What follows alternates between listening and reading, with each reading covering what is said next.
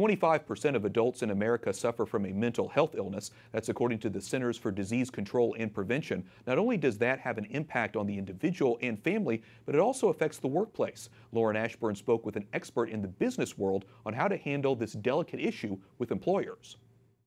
We're joined by Jay Richards, assistant professor in the School of Business and Economics at the Catholic University of America. He's also right here, host of Force for Good on EWTN. Welcome to News Nightly. Thanks, Lauren. Good to be with you. The economic burden of mental illness, including depression and bipolar disorders, was estimated at $83 billion. That's in 2000, just in the United States.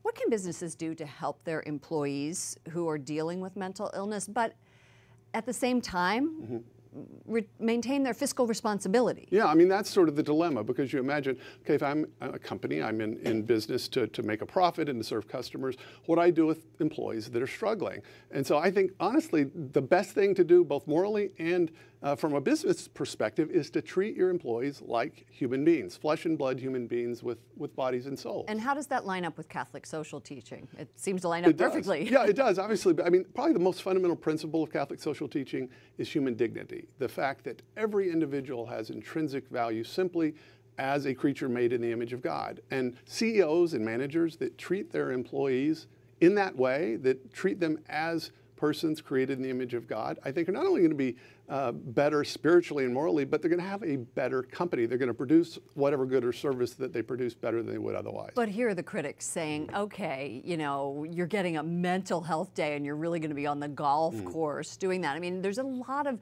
derision, a lot of misunderstanding about mental health. So how can it be addressed? How can businesses help to make mental illness not a stigma? I think they have to really make the point explicitly. As you said, a lot of companies have Mental Health Day sort of as a provision, but people tend to use them sort of tongue-in-cheek. It's sort of everybody knows I'm actually going fishing, or I'm just going to a baseball game. And first of all, I think we have to sort of surface the issue. We have to treat mental illness as an illness. It's as much an illness as a cold or a heart attack. Anxiety attacks and depression, these are real things that millions of people struggle with.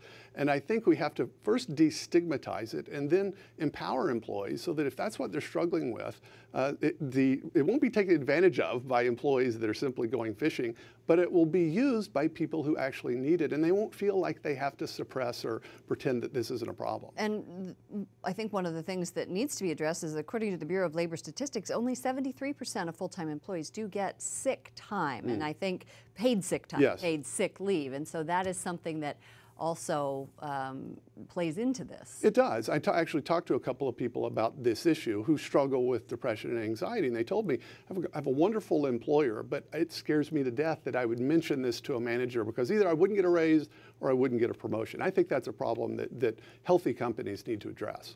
Thank you so much. Jay Richards, assistant professor in the School of Business and Economics at the Catholic University of America.